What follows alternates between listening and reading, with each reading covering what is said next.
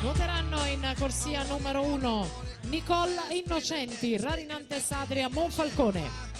In corsia numero 2 Alice Groppo, Veneto Banca Montebelluna.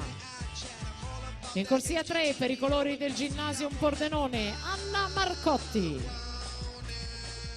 In corsia 4 è la campionessa italiana giovanile in carica dei 200 e 400 stile libero, 200 stili vinti a suon di primato della manifestazione. Per lei ai criteri l'argento negli 8, il bronzo nei 400 missi. 2015 che l'ha vista per ben 2 volte in nazionale giovanile, 2 ori e un bronzo in Coppa Komen e ben 3 medaglie d'oro all'Energy Standard Cup. Elena Pravato, rosa blu. Al suo fianco, più giovane di un anno, classe 2003, Alessia Cielo, Team Lombardia.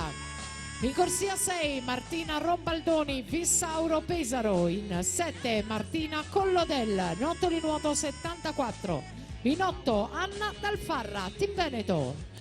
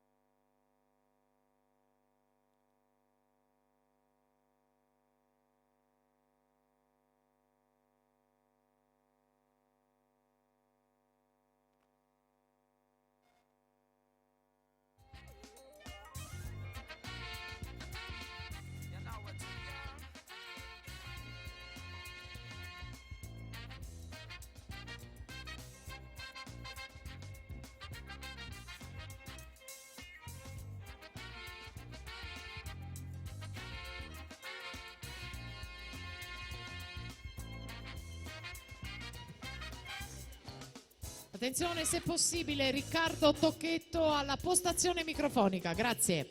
Alessia Cielo intanto 28,82, Elena Pravato 29,89, la Rombaldoni 30,54.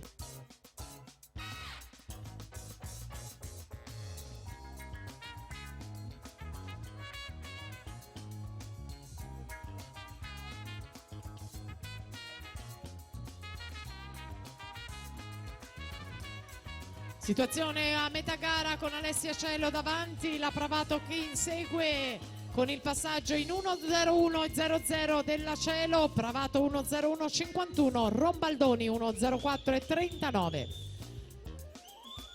Pravato aveva nuotato ai criteri a 2.03 e 74, primato della manifestazione lo scorso anno, tempo dunque con cui nessuna azzurra alla sua età aveva vinto gli campionati italiani giovanili in vasca corta. C'è il sorpasso in questo momento della Pravato, lo ricordiamo, Pravato classe 2002, Cielo classe 2003, quel pizzico d'esperienza che le fa gestire al meglio la gara da 200, se ne va via nel finale la Pravato. Hanno fatto il vuoto alle loro spalle Elena Pravato, Alessia Cielo, terza posizione al momento la Marcotti dalla corsia 3 per i colori del Gymnasium Pordenone. E allora gli occhi in centrovasca a seguire le bracciate vincenti di Elena Pravato, colori della rosa blu, il tocco in 2.04 e 96. Alessia Cielo è seconda in 2.07 e 91, la Marcotti chiude terza in 2.12 e 42. Al di sotto del tempo nuotato questa mattina 2.06 e 70.